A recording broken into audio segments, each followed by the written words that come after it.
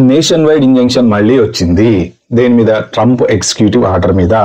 ఒరే నాయన, ఒక్క నేషన్ వైడ్ ఇంజంక్షన్ సుప్రీంకోర్టు ఆపేసింది కదా, ఈ గోల్ ఏంటారు ఆయన, మళ్ళీ నేషన్ వైడ్ ఇంజంక్షన్ జడ్జి ఆపేశారు కదా అంటే, ఇక్కడ చిన్న ట్విస్ట్, కథలో ఒక మంచి మలుపు ఉందండి.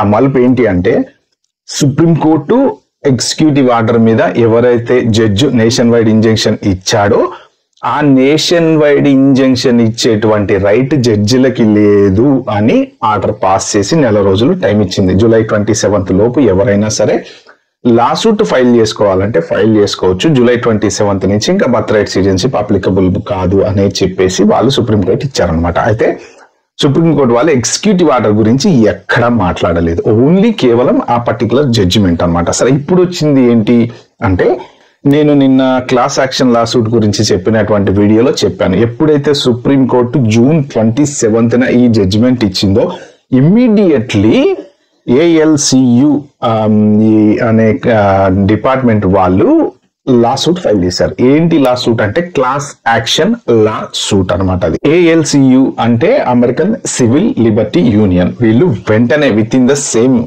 సేమ్ డేనో నెక్స్ట్ డేనో ఇమ్మీడియట్ గా క్లాస్ యాక్షన్ లా సూట్ అనేది ఫైల్ చేశారనమాట.